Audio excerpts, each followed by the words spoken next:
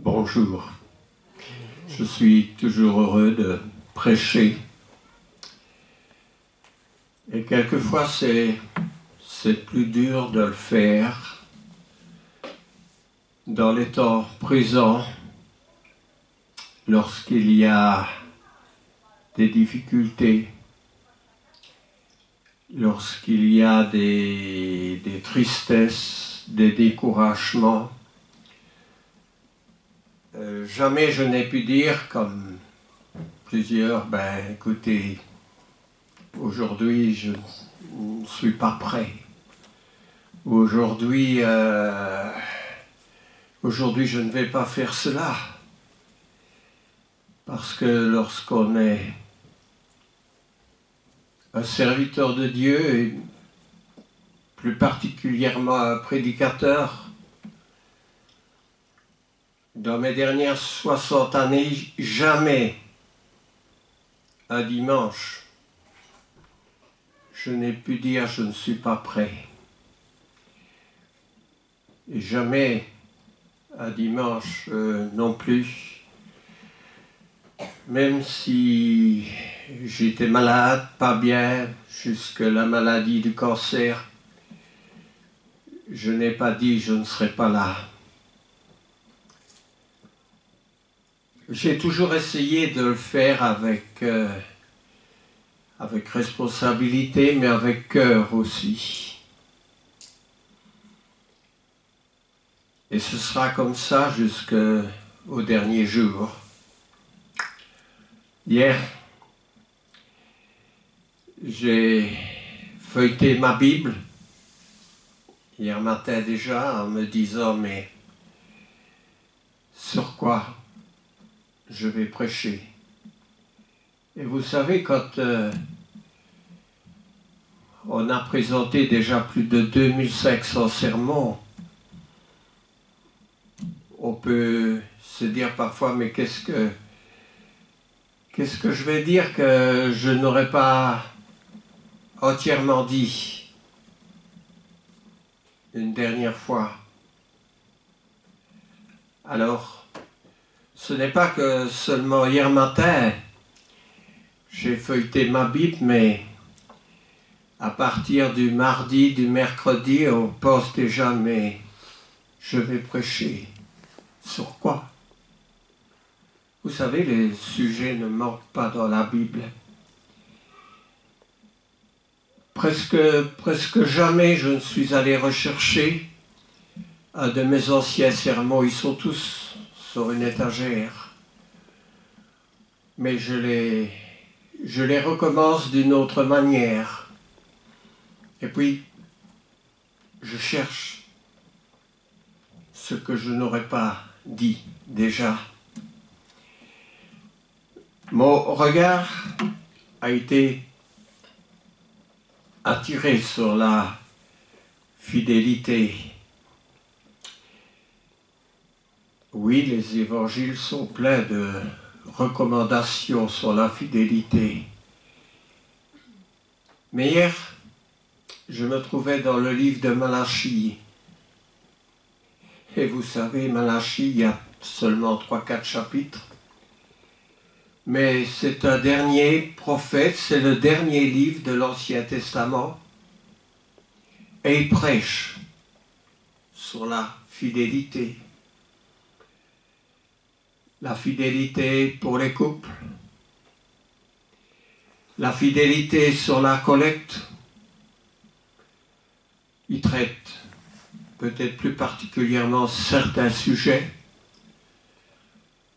Mais il y avait déjà pas mal de prophètes avant lui, des petits prophètes, des grands prophètes, qui ont mis l'accent sur beaucoup de choses et évidemment sur la fidélité. Et une grande partie de la mission des prophètes était justement le fait qu'ils devaient intervenir parce qu'il n'y avait pas la fidélité. En Israël, il n'y avait pas de fidélité.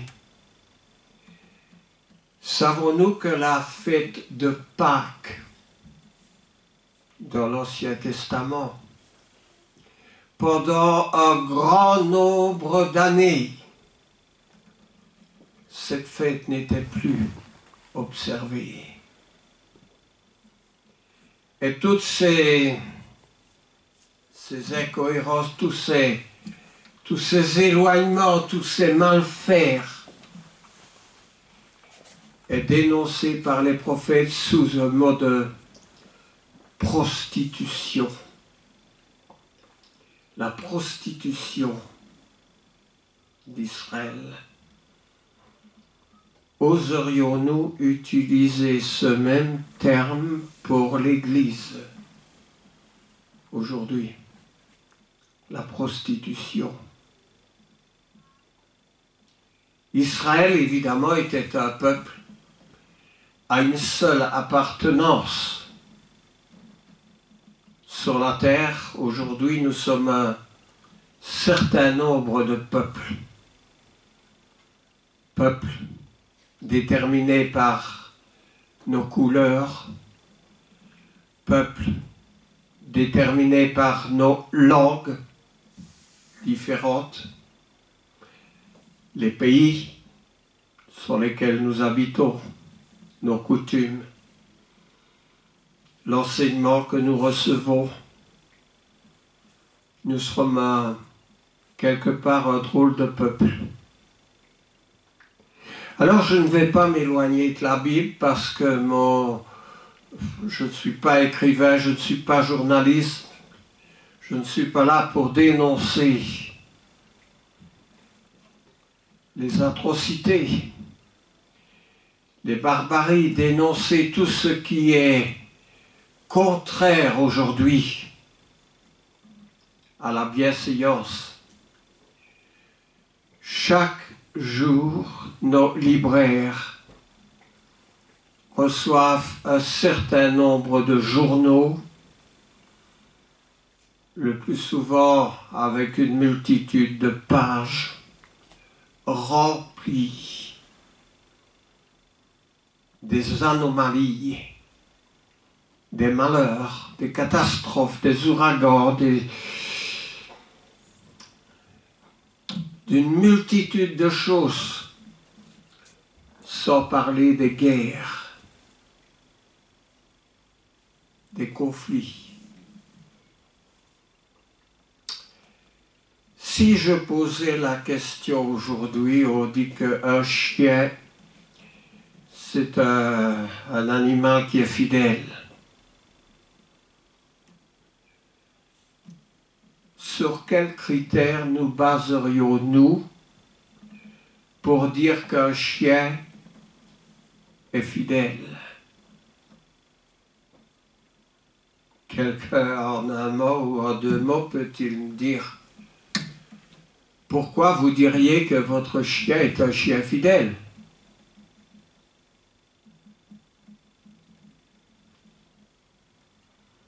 Eh bien, un chien fidèle est un chien qui ne va pas vous quitter. Moi, je me souviens qu'une fois, on nous avait confié un chien.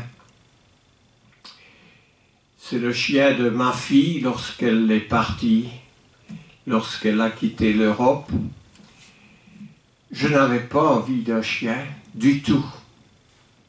Mais elle a dit je n'ai que vous, à ses parents, pour prendre ce chien. On l'a pris, bien sûr. Et nous étions une fois dans un camping, un très grand camping,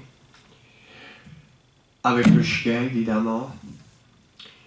Et nous étions partis, nous avions quitté notre tente pour aller dans ces bâtiments où l'on peut prendre une douche, des bâtiments qui ne sont pas proches du terrain où se trouvent les tentes. Et à un moment donné, ce chien s'est échappé de la tente, a traversé tout le camping, est entré dans le bâtiment des douches. Il y avait évidemment un certain nombre de douches, vous vous en doutez, parce qu'il y avait un grand nombre de campeurs. Et ce chien est venu direct, par en dessous de la porte, il est venu nous retrouver. Il faut dire que le flair d'un chien est développé. C'est un chien qui était fidèle. Je ne vais pas m'étendre sur le chien, ma prédication n'est pas adressée aux chiens. Vous n'êtes pas des chiens. Mais quand même, un chien fidèle est un chien qui va vous rester, qui va être là et qui va vous étonner quelquefois par toutes ses performances. Lorsqu'il y aura des situations difficiles ou des dangers, votre chien sera là. Il y a, outre cela, les chiens d'aveugles, les chiens qui peuvent retrouver des victimes. On les a utilisés pendant les inondations ici, à toute occasion. Mais puisque nous ne parlons pas des chiens, nous parlons de nous-mêmes.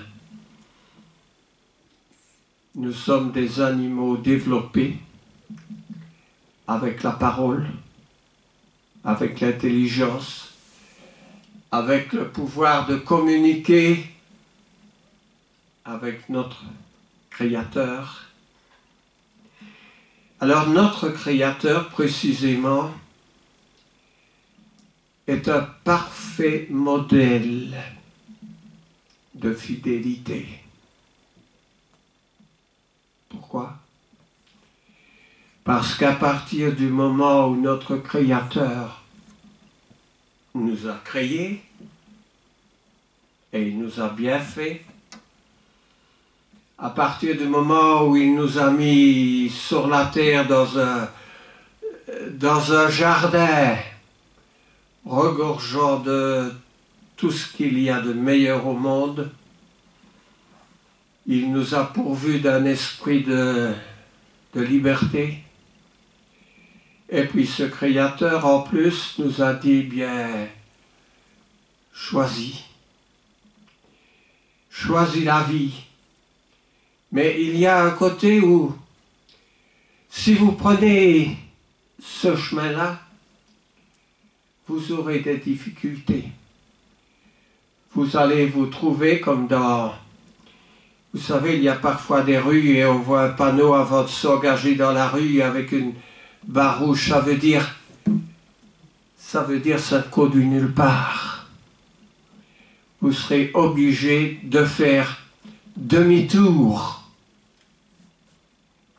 Et ça nous arrive souvent de prendre un chemin par inattention ou tout simplement parce que nous voulons voir ce qu'il y a au bout. Eh bien, notre Créateur aurait pu d'abord ne pas nous prévenir. Notre Créateur aurait pu nous dire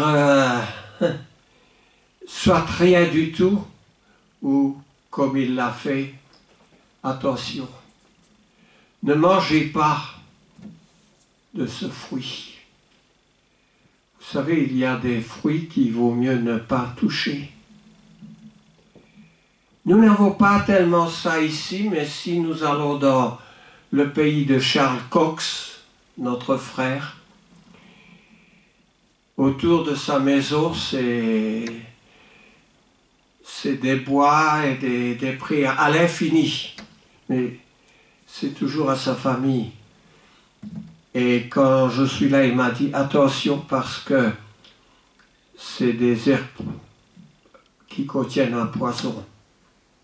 Et il y a beaucoup de sortes de plantes et d'herbes qui contiennent des poisons dont il ne faut pas toucher au risque d'avoir de gros ennuis. Nous n'avons pas tellement ça ici, mais comme notre frère Charles, Dieu a dit, il ne faut pas toucher. L'homme a voulu voir ce qu'il y avait au bout du chemin, il y a touché. Et puis, évidemment, il y avait les conséquences. Dieu était fâché, c'est le moins de ce qu'on pouvait dire, mais pas au point de couper la communication, pas au point de dire je ne vous veux plus, je ne vous connais pas. Notre Dieu a évidemment fait quelque chose de sévère qui était le déluge. Parce qu'en parlant du déluge, Dieu a dit les pensées de l'homme se portaient chaque jour vers le mal. Alors il y avait des tristes expériences, il y avait Sodome, Gomorrhe, Dieu a enlevé les siens qui étaient dans ces endroits-là. Il a brûlé ces endroits-là comme quelquefois les fermiers brûlent une partie du territoire. Mais toujours Dieu restait à côté de son peuple. Si nous prenons l'Ancien Testament, il y a 39 livres dans l'Ancien Testament, eh bien nous allons voir que chacun contient son lot de malheur, son lot d'infidélité, son lot de répréhension. Mais Dieu va toujours être là, à côté. Nous avons parlé du rocher. Nous avons parlé des difficultés dans le chemin, comme la sortie d'Égypte, comme le séjour dans le désert. Nous avons parlé de l'humeur, ou plutôt de la mauvaise humeur du peuple qui se trouvait dans le désert. Vous savez, quand on a soif, quand on a faim, ça ne va pas. C'était la triste expérience de ce peuple dans le désert. Et rappelons-le, Dieu avait dit à Moïse, tu vas parler au rocher et il va sortir de l'eau. Alors oui, vous allez me dire, c'est la 3e fois que tu rappelles cela. La 3e fois que je rappelle que Moïse était tellement à bout qu'à la place de parler au rocher, il a frappé le rocher. Et là, Dieu était vraiment très fâché et ne lui a pas permis d'entrer dans la terre promise. Mais Moïse est quand même entré dans le ciel. Il peut nous arriver que momentanément, Dieu nous afflige, je veux dire qu'il nous donne des fléaux. Mais c'est pour notre bien.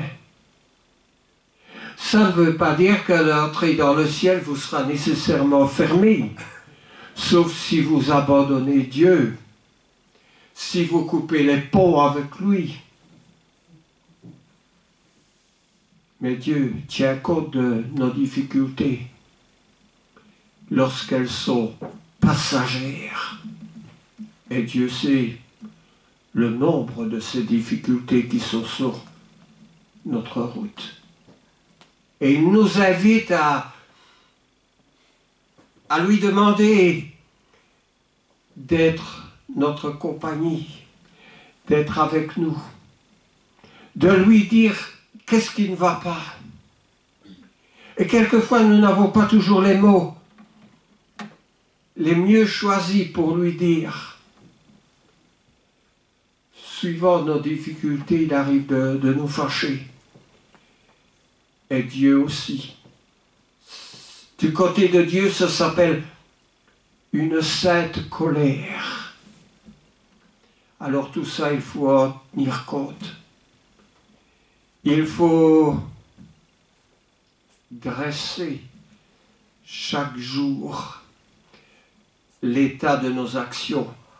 Si vous avez un commerce, chaque jour, vous allez faire vos comptes pour savoir quel a été le résultat de la journée.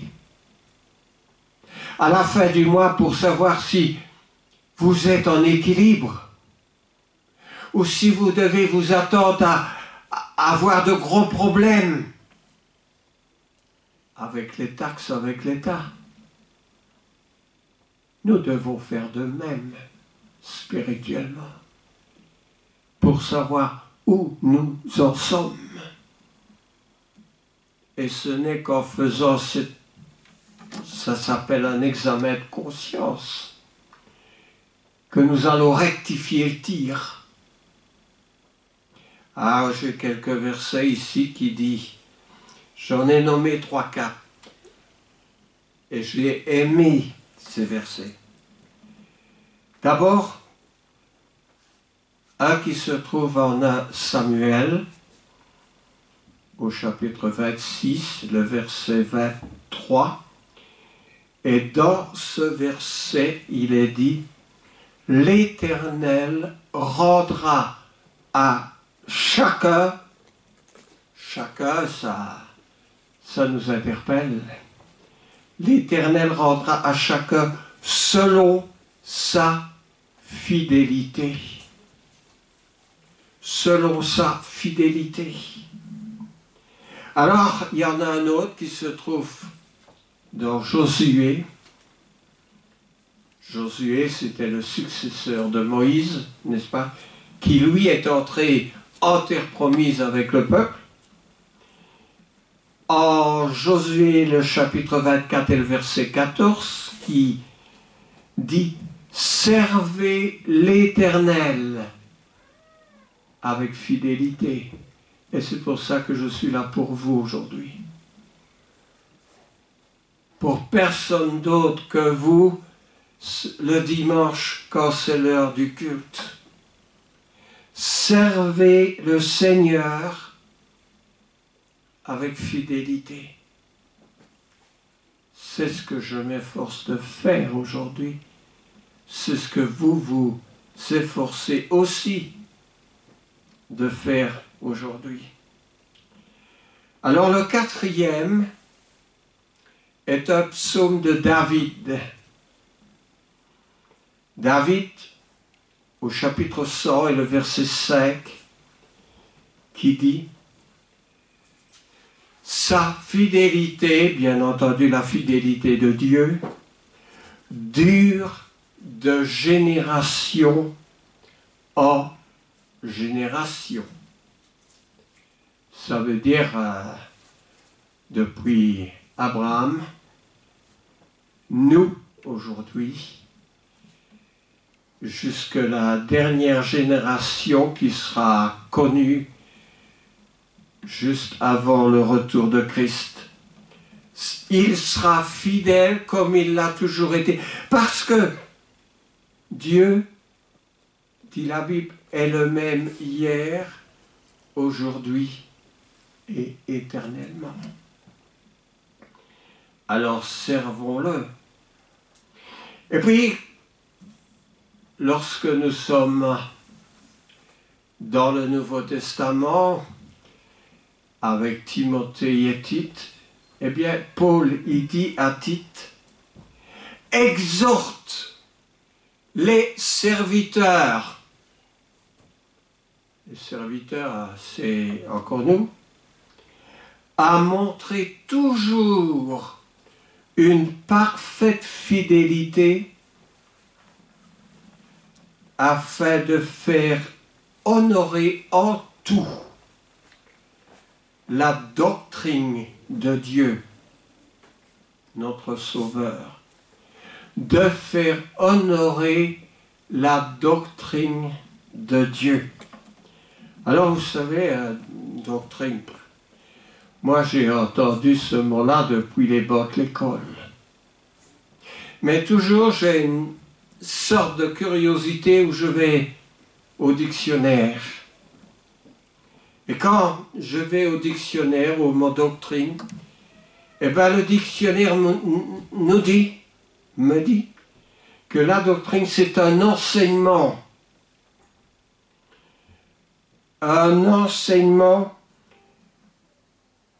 accompagnant des règles. Voilà, c'est pour ça que qu'est-ce qui prévaut que les règles du Nouveau Testament, les règles de Jésus, font autorité. Dites-moi, je prends quelques secondes si je veux entendre de vous une réponse. Pourquoi les doctrines de Jésus ont-elles une priorité, une autorité sur toute autre doctrine? Je veux bien... C'est Jésus qui a établi son Église. Mieux que ça. En allant à la croix, il a...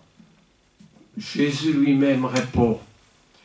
Il dit parce que vous savez, Jésus était harcelé par les Juifs. Moïse était harcelé par le peuple dans le désert, mais Jésus était harcelé par les religieux de son temps, les pharisiens, les sadduciens et d'autres. Mais Jésus leur répond une chose qui peut, comme nous disons, leur clouer la bouche. Eh bien, Jésus leur dit, ma doctrine, elle n'est pas de moi, mais ma doctrine est de mon Père qui m'a envoyé. Ma doctrine n'est pas de moi, mais de celui qui m'a envoyé. Est-ce que vous voyez une plus haute autorité? Une fois, j'ai été appelé à l'hôtel de ville à Verviers. J'avais rempli quelque chose dans le ministère. J'avais prêché un sermon dans l'église Saint-Marc. Et ce n'était pas pour un enterrement, c'était pour une fête du pays. Et des religieux dans la ville m'ont fait appeler en disant « Mais de quelle autorité tu peux faire cela ?» Heureusement, j'avais une lettre du ministre de la Justice qui me donnait cette autorité. Et quand cette lettre a été lue à la ville, et on m'a dit « Ça va? On n'a plus besoin de vous entendre. Il n'y a pas plus haut que lui pour vous donner l'autorisation. » Jésus détient l'autorité de Dieu. Et tout ce que Jésus dit doit être pris en considération, doit être obéi. Alors, les autres doctrines, vous savez comment Jésus a réagi avec elles. Jésus n'a pas dit « Ah, tiens, ça c'est bien aussi. Ah, ben, nous allons faire un consensus avec vos doctrines. » Pas du tout. Jésus a taxé sa doctrine, celle de Dieu, et il a dit aux autres doctrines, ce sont des doctrines de démons. C'est dur. Ce n'était pas prêt d'être accepté. Ça ne réjouissait pas ceux qui n'étaient pas nécessairement de lui, d'entendre dire que leur doctrine était celle du diable. Et pourtant, dans l'épître de Jean, l'apôtre Jean dit, si quelqu'un vous apporte une autre doctrine que celle que vous avez reçue, ne le recevez pas. Aujourd'hui, Il y a beaucoup de doctrines qui semblent venir du Christ lui-même. Il y a beaucoup de prêcheurs, nous allons les appeler comme ça. Ils viennent apporter la doctrine de Christ, mais par exemple, ils n'enseignent pas le baptême. Lorsqu'ils nous disent comment nous devons être sauvés, ils parlent de la prière de la foi.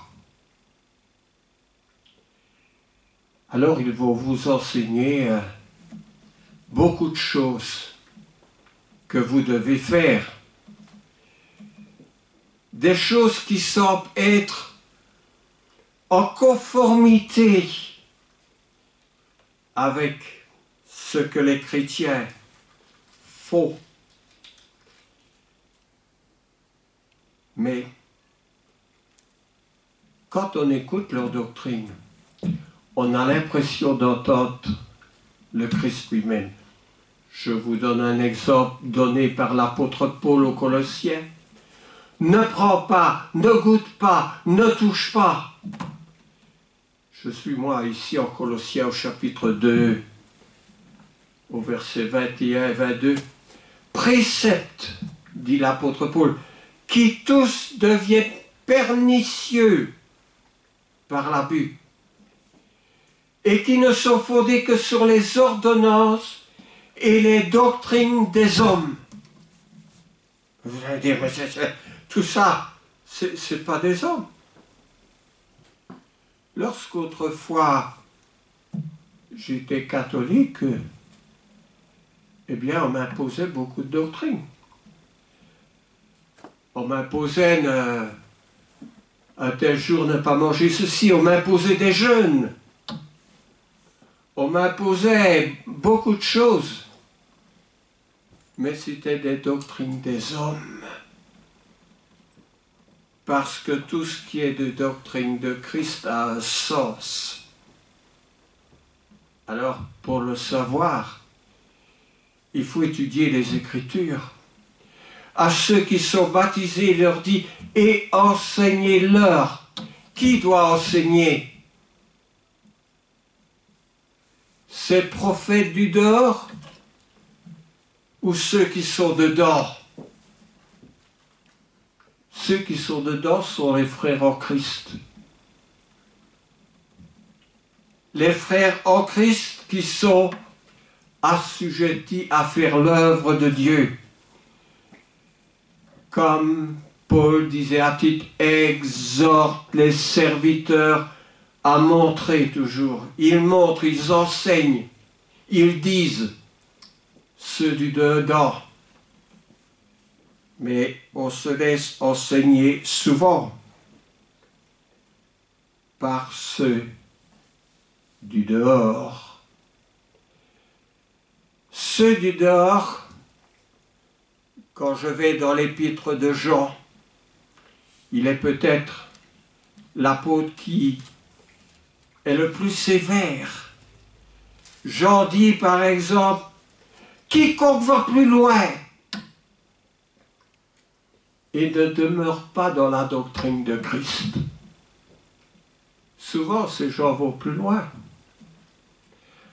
Pour notre salut, à la place de nous dire repentez-vous et soyez baptisés, non, ils vont vous dire vous devez faire la prière de la foi. Qu'est-ce que c'est la prière de la foi?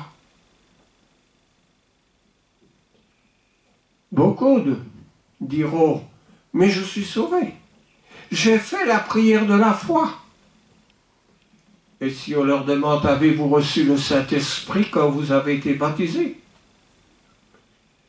Eh bien ça, ce sont des choses qui leur semblent claires. Probablement, ils travaillent sur le réseau électrique. Alors, j'ajoute, celui qui demeure dans cette doctrine a le Père et le Fils. Dans quelle doctrine? Dans la doctrine de Christ. Si quelqu'un vient à vous et n'apporte pas cette doctrine, ne le recevez pas dans votre maison. Et ne lui dites pas salut. Souvent, on est trop emprunt à dire salut. Quelqu'un enseigne la doctrine de Christ, on ouvre la porte, mais venez, asseyez-vous, je vous écoute. La Bible n'est pas d'accord avec cette manière de faire, de le recevoir dans notre maison. Encore moins quelqu'un qui viendrait nous enseigner et n'enseigne pas correctement la doctrine du salut, la doctrine de Christ. C'est comme ça qu'il arrive des divisions. Alors,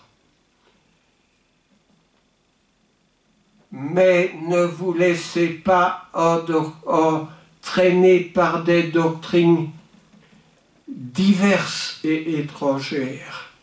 C'est en Hébreu au chapitre 1, des versets 3 à 9. Ne vous laissez pas entraîner par des doctrines diverses et étrangères. Y a-t-il une unité dans le langage de ceux qui appartiennent à Christ? S'il y en a une, on peut dire Amen. Mais s'il n'y a pas une unité, alors attention.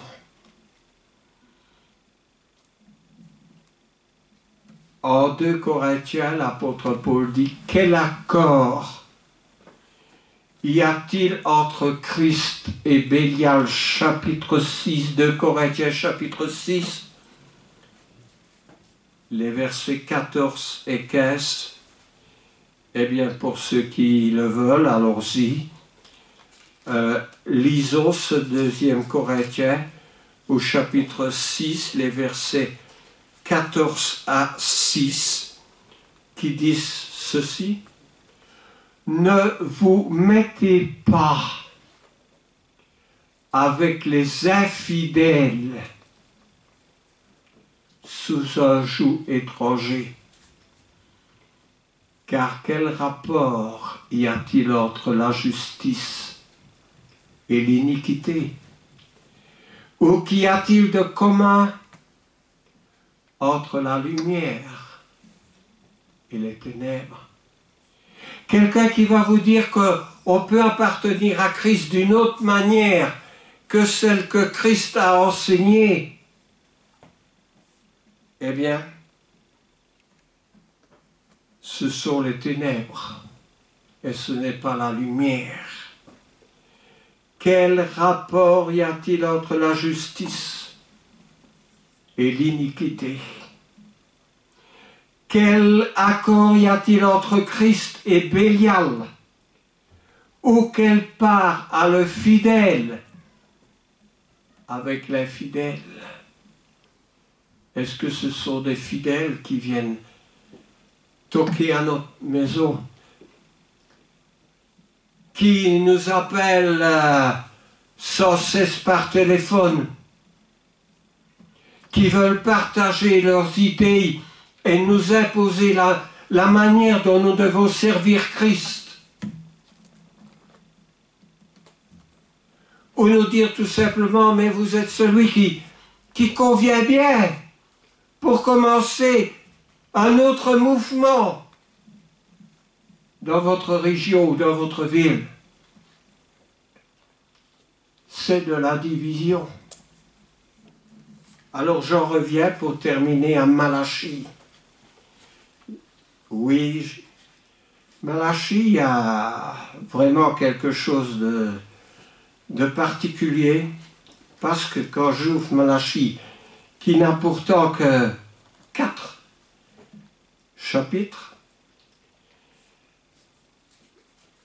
Malachie dit, car Judas c'était le peuple d'Israël, il y avait Judas et puis les tribus du Nord. Judas a profané ce qui est consacré à l'Éternel. ce qu'aime l'Éternel.